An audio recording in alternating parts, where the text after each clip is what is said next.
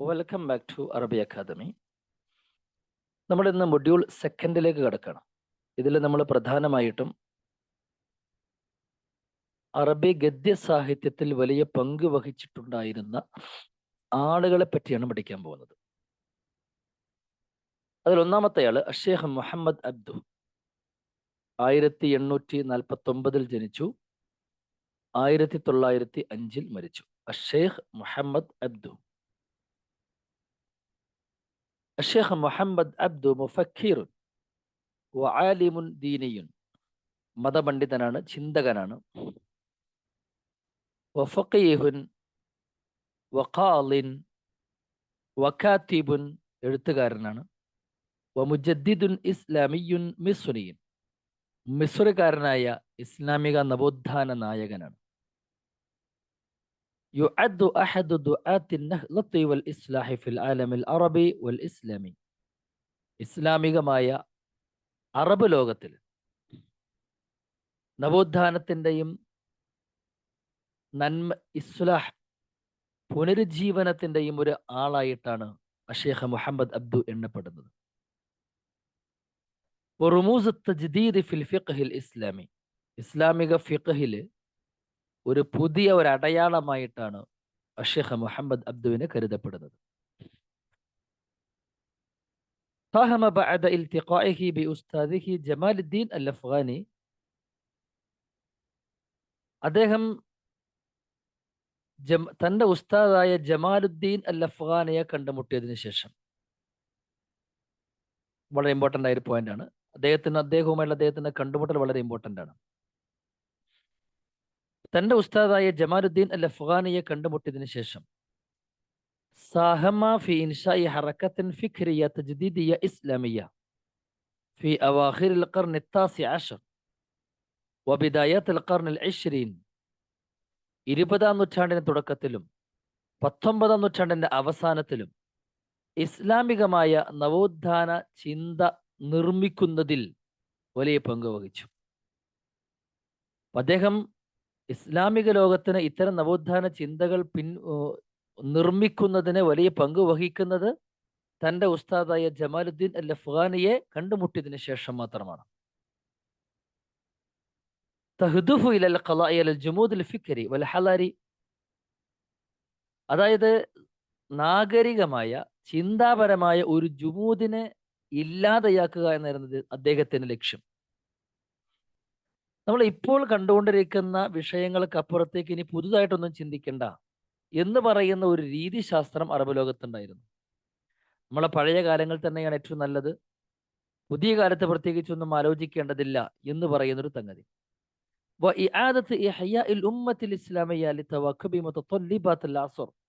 കാലഘട്ടത്തിന്റെ ആവശ്യങ്ങൾക്കനുസരിച്ച് ഇസ്ലാമിക സമൂഹത്തെ പുനരുജ്ജീവിപ്പിക്കുക എന്ന ലക്ഷ്യം അദ്ദേഹത്തിനുണ്ടായിരുന്നു.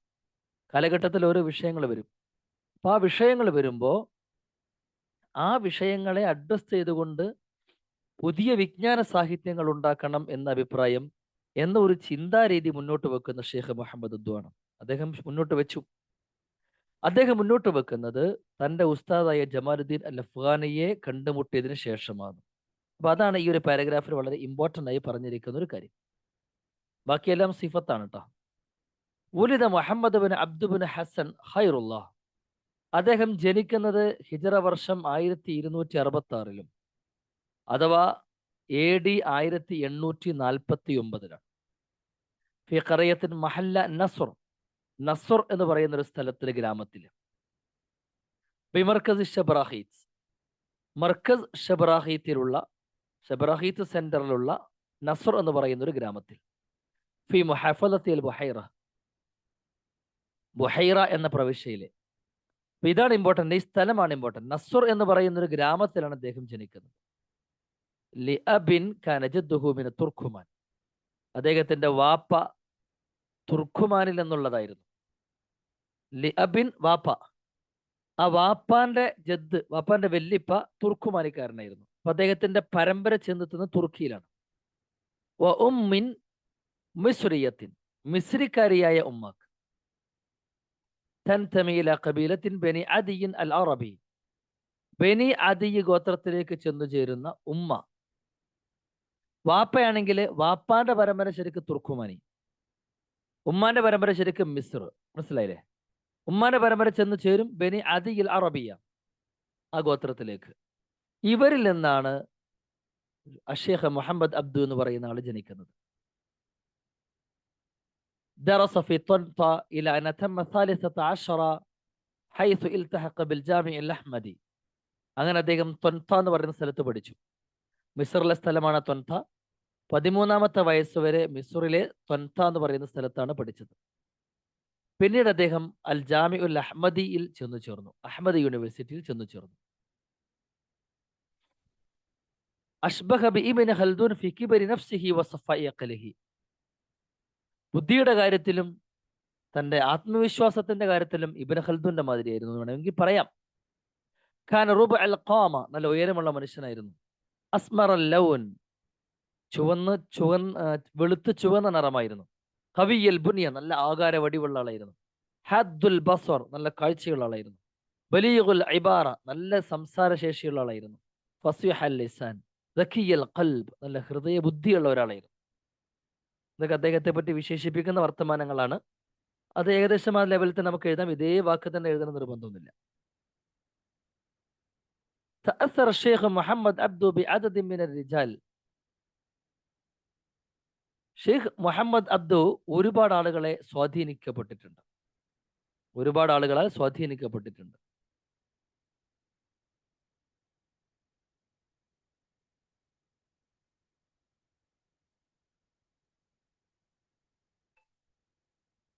ഇതിലെ അങ്ങനെ ഫതഅറഫ അല ജമാലുദ്ദീൻ അൽ അഫ്ഗാനി സന 1871. അങ്ങനെ 1871 അദ്ദേഹം ജമാലുദ്ദീൻ അൽ അഫ്ഗാനിയുമായിട്ട് കണ്ടുമുട്ടുന്നത്. 23ാമത്തെ വയസ്സിൽ ജാമിയ യൂണിവേഴ്സിറ്റിയിലെ പഠനങ്ങളൊക്കെ കഴിഞ്ഞതിന് ശേഷമാണ് അദ്ദേഹം ജമാലുദ്ദീൻ അൽ അഫ്ഗാനിയെ കണ്ടുമുട്ടുന്നത്. വതതലമ്മദ അല യദൈഹി, അദ്ദേഹത്തിന് ശിഷ്യത്വം സ്വീകരിച്ചു. വലാസമ ഹൽഖാത്തി ദർസിഹി, അദ്ദേഹത്തിന്റെ ദർസിന്റെ ഹൽക്കകളിൽ ചെന്ന് പഠിച്ചു. ഫതവത്തദത് അസ്വിലത്തു ബൈനഹുമ വഅസ്ബഹ സ്വദീഖൈൻ, അവർക്കിടയിലുള്ള ബന്ധം വളരെ ശക്തമായി, അവർ കൂട്ടുകാരായിട്ട് മാറി. വഉയ്യന മുദർരിസൻ ലിത്താരീഖ് ഫി മദ്റസത്തി ദാരിൽ ഉലൂമിൽ ഉൽയ വമദ്റസത്തിൽ അൽസൻ. രണ്ട് സ്കൂളാണത്. ഒന്ന് മദ്റസത്തുൽ അൽസൻ, അതുപോലെ മദ്റസത്തു ദാരിൽ ഉലൂമിൽ ഉൽയ. ഇവിടെ ചരിത്രത്തിന്റെ അധ്യാപകനായി അദ്ദേഹം നിയമിക്കപ്പെട്ടു. വഫിൽ മദ്റസത്തി സുൽത്താനിയ, അതിനുശേഷം അദ്ദേഹം മദ്റസത്തു സുൽത്താനിയയിൽ ചരിത്രാധ്യാപകനായിട്ട് നിയമിക്കപ്പെട്ടു. വദറസ അയ്ളൻ ഫി മദ്റസത്തിൽ അൽസൻ, പിന്നീട് അദ്ദേഹം മദ്റസത്തുൽ അൽസനിൽ വന്ന് പഠിപ്പിച്ചു. ആദ്യം മദ്റസത്തുൽ അൽസൻ പഠിപ്പിച്ചിട്ടുണ്ടായിരുന്നു, പിന്നീട് അദ്ദേഹം അവിടെ നിന്ന് പോയി, പിന്നെ വീണ്ടും വന്നു.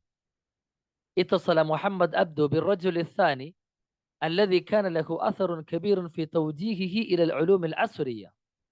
മുഹമ്മദ് അബ്ദുവിനെ സ്വാധീനിച്ച രണ്ടാമത്തെയാൾ, ഒന്നാമത്തെ ആള് ജമാലുദ്ദീൻ അൽ അഫ്ഗാനി, രണ്ടാമത്തെയാള് അദ്ദേഹമാണ് കാലിക വിഷയങ്ങൾ ഒരു കാഴ്ചപ്പാട് മുഹമ്മദ് അബ്ദുവിന് ഉണ്ടാക്കി കൊടുത്തത്. അദ്ദേഹം ആരായിരുന്നു? അശ്ശൈഖ് ഹസൻ അത്വീൽ. അശ്ശൈഖ് ഹസൻ അത്വീൽ الذي كانت له معرفة بالرياضيات والفلسفة. അദ്ദേഹത്തിന് ശരിക്കും ഭൗതിക ജ്ഞാനം, ഫിസിക്സ്, കണക്കുമായിട്ട് ബന്ധപ്പെട്ട ജ്ഞാനം, ഫിലോസഫിയെ കുറിച്ചുള്ള അറിവ് ഇത് അദ്ദേഹത്തിനുണ്ടായിരുന്നു.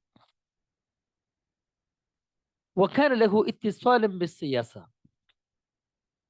അതുപോലെ അദ്ദേഹത്തിന് രാഷ്ട്രീയവുമായിട്ട് ബന്ധമുണ്ടായിരുന്നു. ആർക്ക്? ഷെയ്ഖ് മുഹമ്മദ് അബ്ദുവിന് രാഷ്ട്രീയമായി ബന്ധമുണ്ടായിരുന്നു. വത്തസ്വല ബിഅദദിൻ മിനൽ ജറായിദ്, ഒരുപാട് പത്രങ്ങളുമായിട്ട് അദ്ദേഹത്തിന് ബന്ധമുണ്ടായി. ഫകാന യക്തുബു ഫിൽ അഹ്റാം, അങ്ങനെ പത്രങ്ങളുമായിട്ട് ബന്ധമുണ്ടായത് കൊണ്ട് തന്നെ അദ്ദേഹം അഹ്റാം എന്ന പത്രത്തിൽ സ്ഥിരമായി എഴുതുന്ന ആളായിരുന്നു. മിസ്റിലെ ഒരു വളരെ ഇമ്പോർട്ടൻ്റ് ആയ പത്രമാണ് അഹ്റാം. ഇന്നും ആ പത്രം നിലനിൽക്കുന്നുണ്ട്. മഖാലാത്തിൻ ഫിൽ ഇസ്ലാഹിൽ ഖൽഖി വൽ ഇജ്തിമാഇ, മോറൽ ഡെവലപ്മെന്റിലും സാമൂഹികമായ ഡെവലപ്മെന്റിനെ കുറിച്ചും അദ്ദേഹം ധാരാളം ലേഖനങ്ങൾ ഈ അഹ്റാം എന്ന പത്രത്തിൽ അദ്ദേഹം എഴുതാറുണ്ട്.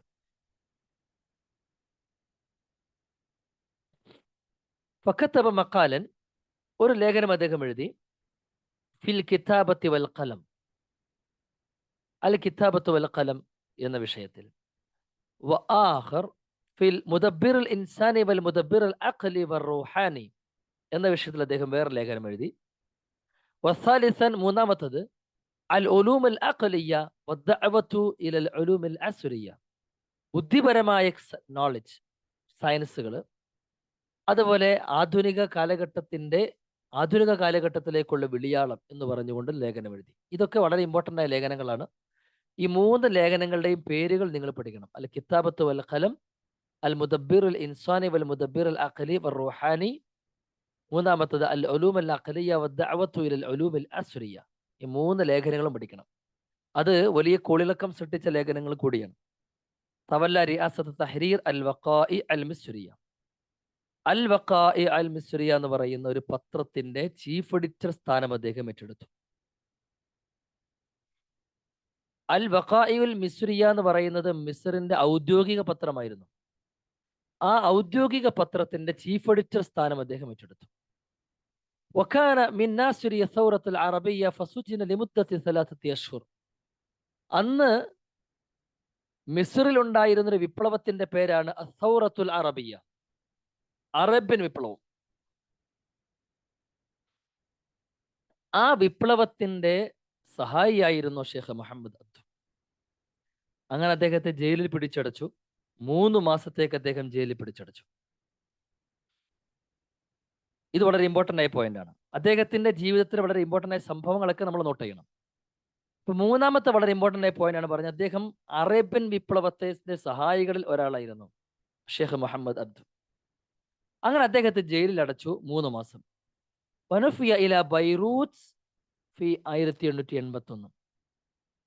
1881 അദ്ദേഹത്തെ ബൈറൂത്തിലേക്ക്, അഥവാ ലെബനാനിലെ ബൈറൂത്തിലേക്ക് അദ്ദേഹത്തെ നാട് കടത്തുകയും ചെയ്തു. വാഖാമ ഫിഹ സനത്തൻ. ആ ബൈറൂത്തിൽ അദ്ദേഹം 1 കൊല്ലം താമസിച്ചു. ഇതൊക്കെ വളരെ ഇമ്പോർട്ടൻ്റ് ആണ് കേട്ടോ.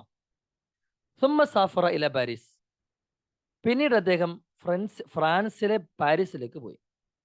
വഷ്തറക മഅ ഉസ്താദ് ജമാലുദ്ദീൻ അൽ അഫ്ഗാനി ഫി ഇസ്ദാരി ജരീദ അൽ ഉർവത്തുൽ വുസ്ഖ. വളരെ ഇമ്പോർട്ടൻ്റ് ആയ അടുത്ത പോയിന്റ് ആണത്. അവിടെ വെച്ച് അദ്ദേഹം ജമാലുദ്ദീൻ അൽ അഫ്ഗാനിയെ വീണ്ടും കൂടിച്ചേർന്നു. ജമാലുദ്ദീൻ അഫ്ഗാനി ശരിക്കും അഫ്ഗാനിസ്ഥാൻകാരനാണ്. അദ്ദേഹം മിസ്റിലേക്ക് വന്നപ്പോൾ അവിടെ അദ്ദേഹം നടത്തിയിരുന്ന ക്ലാസ്സുകളിൽ ആകൃഷ്ടനായിട്ടാണ് മുഹമ്മദ് അബ്ദു അദ്ദേഹവുമായിട്ട് കൂട്ടുകൂടുന്നത്. പിന്നീട് ജമാലുദ്ദീൻ അൽ അഫ്ഗാനി പോയി പാരീസിലേക്ക് പോയി. പല നാടുകളിൽ താമസിച്ചു. അതിലൊന്ന് പാരീസാണ്. അങ്ങനെ ഇതിന്റെ ഇടയിലാണ് ഈ വിപ്ലവം നടക്കുന്നത്. ഈ വിപ്ലവത്തിൽ അദ്ദേഹം പങ്കെടുക്കുകയും അദ്ദേഹത്തെ ജയിലിൽ അടക്കുകയും ചെയ്തു. പിന്നെ അദ്ദേഹത്തെ ബൈറൂത്തിലേക്ക് നാട് കടത്തി. 1 കൊല്ലം കഴിഞ്ഞപ്പോൾ അദ്ദേഹത്തെ ജമാലുദ്ദീൻ അൽ അഫ്ഗാനി പാരീസിലേക്ക് വിളിച്ചതാണ്. അങ്ങനെ അദ്ദേഹം ചെന്നു. അവിടെ ചെന്ന് അവർ വളരെ ഇമ്പോർട്ടൻ്റ് ആയ ഒരു പത്രത്തിന് രൂപം കൊടുത്തു. ആ പത്രത്തിന്റെ പേരാണ് Al Urwatul Wuthqa. Very important പത്രമാണത്. ഷെയ്ഖ് മുഹമ്മദ് അബ്ദുവിന്റെ ചരിത്രത്തിൽ വളരെ ഇമ്പോർട്ടൻ്റ് ആയ സ്വാധീനം ചെലുത്തിയുള്ള പത്രമാണ് അൽ ഉർവത്തുൽ വുസ്ഖ. ഓക്കെ, നോട്ട് ചെയ്ത് വെക്കണം. പിന്നീട് അദ്ദേഹം തിരിച്ച് സിറിയയിലേക്ക് വരികയാണ്. മക്കഥ ഫി സൂരിയ. സിറിയയിൽ അദ്ദേഹം താമസിച്ചു 6 സനവാത്ത്, 6 കൊല്ലം. ഷറഹ ഫി അസ്നാഇഹ കിതാബൈ നഹ്ജൽ ബലാഗ വ മഖാമാത്ത് ബദീഉ സമാൻ അൽ ഹമദാനി. ഈ കാലയളവിനിടയിൽ, അഥവാ സിറിയയിൽ അദ്ദേഹം താമസിക്കുന്ന ഒരു 6 വർഷത്തിനിടയിൽ നഹ്ജുൽ ബലാഗ എന്ന് പറയുന്ന കിതാബിന് അദ്ദേഹം ഷറഹ് എഴുതി. നഹ്ജുൽ ബലാഗ. 2 മഖാമാത്ത് ബദീഉ സമാൻ അൽ ഹമദാനി. അദ്ദേഹത്തിന്റെ മഖാമാത്തുകൾക്ക് അദ്ദേഹം ഷറഹ് എഴുതി. വളരെ ഇമ്പോർട്ടൻ്റ് ആയ 2 സാഹിത്യ ഗ്രന്ഥമാണത്. അതെന്നാണ് 1888. ആ വർഷം സുമഹ ലഹു ബിദുഖൂലി മിസ്ർ. അദ്ദേഹത്തിന് മിസ്റിലേക്ക് പ്രവേശിക്കാൻ അനുവാദം നൽകപ്പെട്ടു. അതുവരെ അദ്ദേഹത്തിന് അനുവാദം ഇല്ല എന്നർത്ഥം. മനസ്സിലായില്ലേ? 1880. അതുകൊണ്ടാണ് അദ്ദേഹം ഇങ്ങനെ നടക്കുന്നത്. സിറിയക്കെത്തി. പിന്നീട് അദ്ദേഹത്തിന് സിറിയയിൽ നിന്ന് മിസ്റിലേക്ക് കടക്കാൻ അനുവാദം കൊടുത്തു. അങ്ങനെ ഉയ്യിന ഖാദിയൻ ഫി സനത്തി 1889 വന്ന് 1889 അദ്ദേഹം ഖാദിയായിട്ട് നിയമിക്കപ്പെട്ടു. 1895 മുഫ്തിയൻ ഫളല്ല ഫി ഹാദൽ മൻസബ്. മുഫ്തിയായിട്ട് അദ്ദേഹം നിയമിക്കപ്പെട്ടു. 89 അദ്ദേഹം ഖാദിയായി. പിന്നീട് 95 അദ്ദേഹം മുഫ്തിയായി. മരിക്കുന്നത് വരെ പിന്നെ അദ്ദേഹം ഈ സ്ഥാനത്തായിരുന്നു. 1905 അദ്ദേഹത്തിന് മറള് സർത്താൻ ബാധിച്ചിട്ട് മരിക്കുന്നത്. ഇതില് ഇതിൻ്റെ ഇടയിൽ അദ്ദേഹം ഒരു അസ്സസ ജംഇയ്യത്ത് ഇഹ്യാഉൽ ഉലൂമിൽ അറബിയ, ഇഹ്യാഉൽ ഉലൂമിൽ അറബിയ എന്നൊരു അസോസിയേഷൻ അദ്ദേഹം രൂപീകരിച്ചു. എന്തിനു വേണ്ടി? ലിനശ്രിൽ മഖ്തൂത്താത്ത്, നമ്മുടെ രാജ്യങ്ങളിലുള്ള വ്യത്യസ്തമായ ഡോക്യുമെന്റുകൾ പ്രചരിപ്പിക്കാൻ വേണ്ടി. മഖ്തൂത്താത്ത്, പഴയ പഴയ ഗ്രന്ഥങ്ങളെ കൂടുതൽ പ്രചാരണം കൊടുക്കാൻ വേണ്ടി അങ്ങനെ ഒരു സംഘടന അദ്ദേഹം ഉണ്ടാക്കി. വദുഫിന ബിൽ ഖാഹിറ, കൈറോയിലാണ് അദ്ദേഹം മറമാടപ്പെട്ട് കിടക്കുന്നത്. ഇനി അദ്ദേഹത്തിന്റെ പ്രധാനപ്പെട്ട അമാലുകൾ പറയാം, വർക്കുകൾ എന്തൊക്കെയാന്ന് പറയാം. അദ്ദേഹത്തിന് ഒരുപാട് മക്കാലാത്തുകളുണ്ട്. ഏതൊരു ഫി ജരീദത്തിൽ ഉറുവത്തിൽ വുസ്ഖ, നമുക്കറിയാം അല്ലേ? അതേപോലെ നേരത്തെ നമ്മൾ ഒരു കാര്യം പറഞ്ഞിരുന്നു, ബദി ഉസ്സമാൻ അൽ ഹമദാനിന്റെ മക്കാമത്തുകൾക്ക് ഷറഹൻ മുത്തവ്വലുണ്ട്. ഷറഹ എഴുതി, പിന്നെ അതിന്റെ ഷറഹ് വേറെ എഴുതി. അദ്ദേഹം എഴുതിയ വളരെ പ്രധാനപ്പെട്ട ചില കിതാബുകൾ എന്നുകൂടി പറയാം. ഷറഹു നഹ്ജുൽ ബലാഗ ലിൽ ഇമാം അലി ഇബ്നു അബി ത്വാലിബ്, അലി റളിയല്ലാഹു അൻഹുവിന്റെ കിതാബാണ് നഹ്ജുൽ ബലാഗ, അതിന് ഷറഹ് എഴുതി. റിസാലത്ത് തൗഹീദ്, കേരളക്കരയിൽ വരെ വളരെ സ്വാധീനം ചെലുത്തിയ ഒരു പത്രമാണ്, ഒരു പുസ്തകമാണ് റിസാലത്ത് തൗഹീദ്. അൽ ഇസ്ലാം വൻ നസ്റാനിയ മഅൽ ഇൽമി വൽ മദനിയ മിസ്ർ, ഈ പുസ്തകം അദ്ദേഹം എഴുതിയതാണ്. തഫ്സീറുൽ ഖുർആനിൽ കരീം, അദ്ദേഹത്തിന്റെ പേരിൽ വളരെ പ്രശസ്തമായ മറ്റൊരു ഗ്രന്ഥമാണ് തഫ്സീറുൽ ഖുർആനിൽ കരീം. മടന്ന് തഹ്ഖീഖ് വശറഹ് ദലായിലുൽ ഇഅജാസ് വ അസ്റാറുൽ ബലീഗ ലിൽ ജുർജാനി, ജുർജാനിയുടെ രണ്ട് കിതാബാണ് ദലായിലുൽ ഇഅജാസ് എന്നതും അസ്റാറുൽ ബലീഗ എന്നതും, ബലാഗ എന്നുള്ളതും. വളരെ ഇമ്പോർട്ടന്റ് കിതാബുകളാണ്. ആ ബലാഗയുടെ ഷറഹ് അദ്ദേഹം എഴുതി. അതുപോലെ ഉർവത്തുൽ വുസ്ഖ, തഖ്രീർ ഇസ്ലാഹിൽ മഹാകിം അശ്ശറഇയ്യ. അപ്പൊ ഇത്രയും കാര്യങ്ങളാണ് ഷെയ്ഖ് മുഹമ്മദ് അബ്ദുവിനെ പറ്റി നമുക്ക് പറയാനുള്ളത്. ഇൻഷാ അല്ലാഹ് നമുക്ക് അടുത്ത ക്ലാസ്സിൽ മുസ്തഫ ലുത്ഫുൽ മുൻഫലൂത്തിയെ പറ്റി പറയാം.